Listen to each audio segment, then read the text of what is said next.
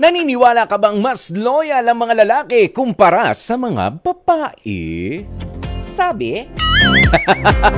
Eto na nga po ang inyong mga kasagutan. Sabi ni Sergio Gonzalez, hindi. Dahil lahat naman ay may kapasidad na magloko. Sabi naman ni Willen Tikag, nakadepende po yan sa tao eh. O mapababae o lalaki, hindi natin hawak ang utak nila. Ayan, pero sabi naman ni Lynn Islao, no, mas maraming loyal na babae kaysa sa mga lalaki kasi ang babae, pag nagmahal yan, never nang tumitingin sa iba. Pero ang lalaki, kahit pa sabihin nila na mahal nila ang isang babae, pero hindi nila maiwasan na tumingin sa iba. Madali kasi silang matukso eh. Uy, huwag naman kayong ganyan sa amin.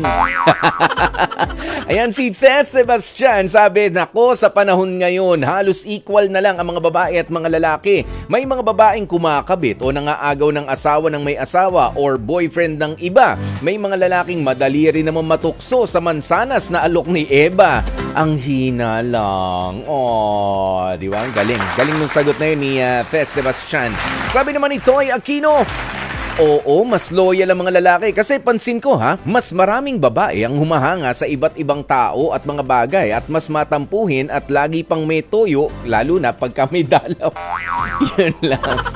Ayan si Diane Tugap, lahat naman po loyal. Kung makukontento lang at may tiwala sa isa't isa at hindi magpapadala sa anumang temptasyon.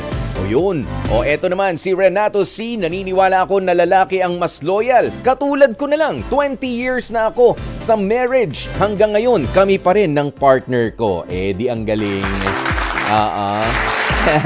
Sa bagay, sabi naman ni Sugar ng Manila, mas loyal ang mga babae. Hindi dahil sa babae ako Ang babae kasi simple lang yan at mapagmahal. Pero pagka yan kinutuban at feeling niya walang respeto galing sa lalaki, dun na kami umaalis at tsaka naghahanap ng iba. Ganun.